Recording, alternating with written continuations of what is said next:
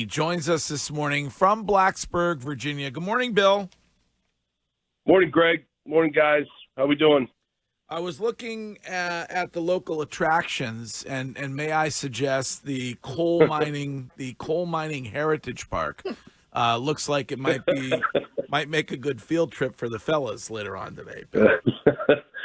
Yeah, I think the field trip will exist of a couple meals, some meetings, get on the bus, and go play the game. That'll be the field trip. I like that attitude. We don't have time for that other nonsense. Am I right? It's football. That's right. Will you guys be eating Will you guys be eating a turkey leg while you were down there? Because they sell those at concession. Weird eating your mascot. I told the team. Yeah, I told the team yesterday, I said, I'm not into radioactive turkey legs or anything like that. So, no, we will not be partaking in turkey legs down here. Crab cakes and football. That's all we need. Bill, That's right. Bill, Virginia Tech, very hostile environment. I've been in that stadium before. It's seems like a great place to play. They're a scrappy team. They constantly bring out the Sandman. I think it's called. They have the seismology meter or whatever. They bring that out to test how the effect of the crowd on the Earth's rotation or whatever. Yes. Well, what do you like? What's always the message to your team when you play a conference opponent in a place where it's going to get rowdy, and it's a team that's going to be very scrappy? What's the mindset for you to the kids going into this game? We should embrace this. These guys should embrace going into a place that prides itself. I think it's like what Greg was saying. It's the fifth loudest stadium in the country, right? They've measured it, however they measure the decibels, and we should love this. This is what college football is all about. We've had a good week of practice. These guys are very excited. You can tell sometimes, when you get on the bus or you're in the hotel last night in the meetings, these guys are ready to go. We've got to play good football. We got to play very sharp, focused football. We got to take care of the ball, but we believe that we're ready to go, no doubt about it. Bill, having all that time off in between the loss 2 weeks ago and now this game, what have you learned about your guys? How different are they going into this game than they were coming off the field against Virginia? I think that these guys showed up. We had some time here. So, last week we had 3 very difficult practices, very physical practices. The coaches, we spent a lot of time on Cell Scout. Here's some things we can do better as coaches. And the guys, the team, they approached it the right way. We had a good week this week. We have really good leadership. I've talked to you guys about that. We have, 6 captains that really lead this team the right way. And so I think they've approached it really well. Like I always tell you guys, I enjoy coaching the team. They show up every day to go to work, and I think we've had a good week, and now we have to go do it.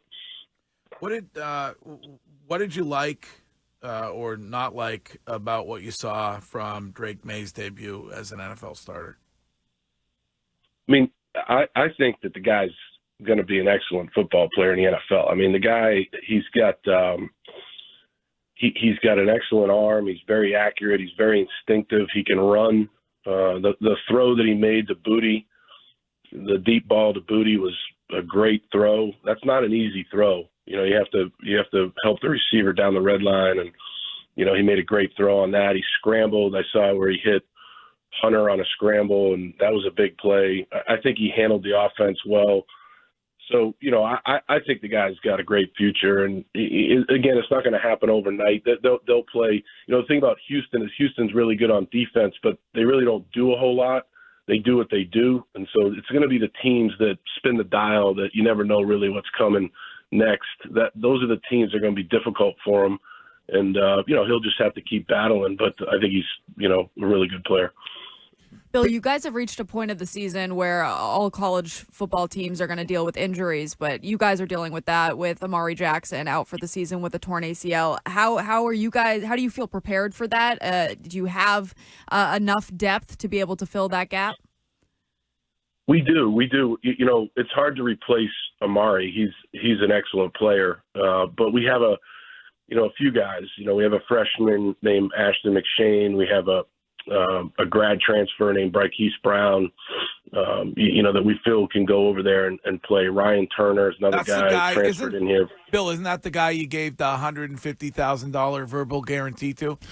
on the No. on the No, I want to clearly state as Greg Hill leads me down this road that I don't make verbal guarantees. No. Okay. No, it's an earn it philosophy. Okay. Hashtag earn it. Okay. That's an IOU. Yeah, an IOU. I owe you this later on when you graduate. No, but I feel good about the guys that are playing out there. You know, we'll mix it up and we'll have to help. These guys, Virginia Tech, have some good, really good receivers. So we'll have to help those guys. But I think we're in pretty decent shape with the depth. Speaking of NIL, we had a interesting discussion. I think it was last week about this company that Kendrick Perkins started, which essentially offers loans to college athletes in advance of getting NIL, with the hope that they get it and then can pay the loan back. Is that, in your mind, a good thing or a bad thing?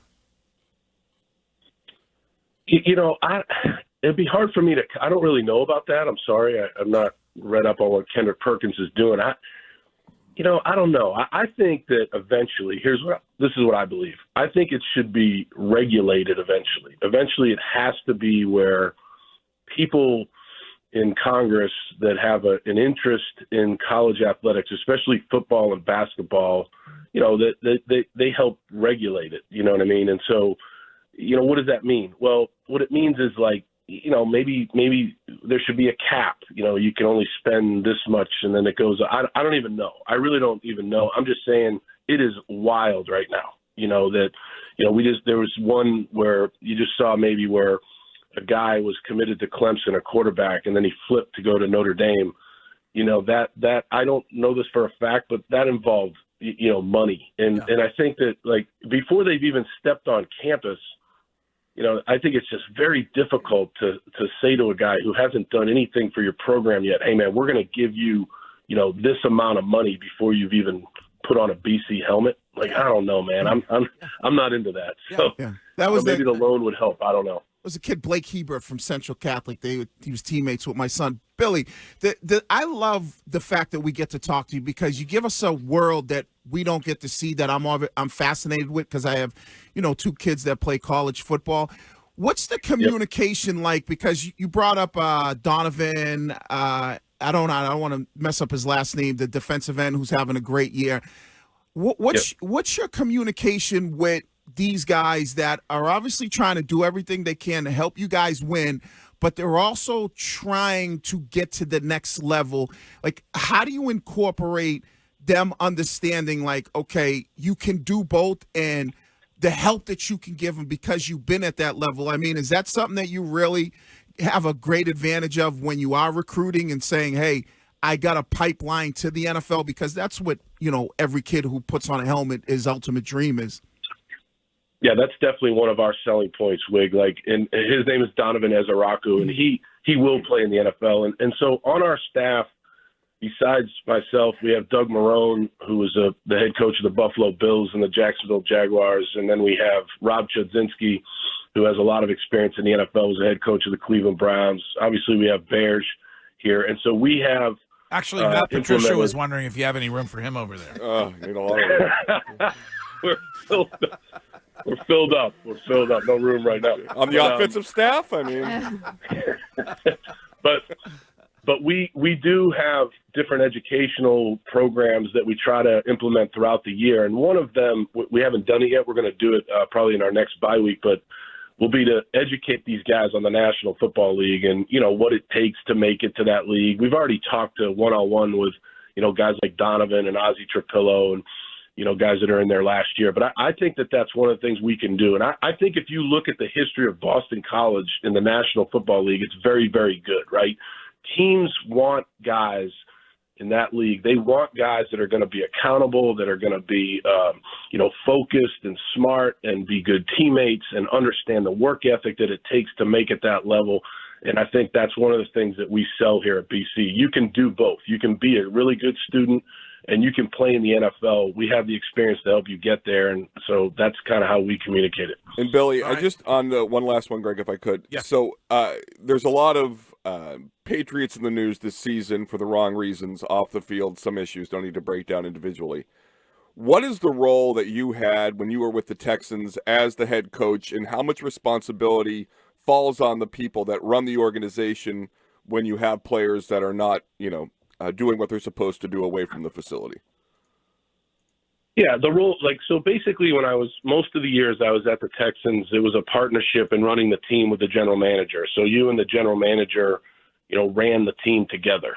And I think that's one of the issues too sometimes in the NFL. I'm not saying with the Patriots, I'm saying just in the NFL in general, is that, you have so many situations where the general manager and the head coach are not on the same page. They don't come from the same background. They don't believe in the same things. And so, but that's how it's handled. And then obviously the owner at the end of the day has the final say. And so if something happens, we didn't have too many things happen at the Texans when I was there.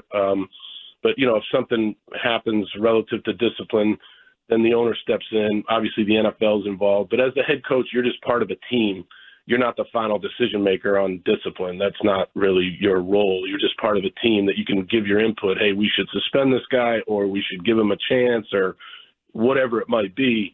It's just your opinion. You're not the final say in most NFL organizations. All right, Bill O'Brien, we will let you go and get to work and get ready for a hostile environment tonight. Go Eagles. Good luck. We'll be watching. Can't wait for that game. We will be watching this evening, and we'll talk to you again next week. Thank you, guys. I appreciate it. All right. Thank you. That's Bill O'Brien. Always a great interview. Yeah, it's always show. interesting to kind of you can get both worlds. You can get the NFL world and you can get kind of what the college football world is like. And so for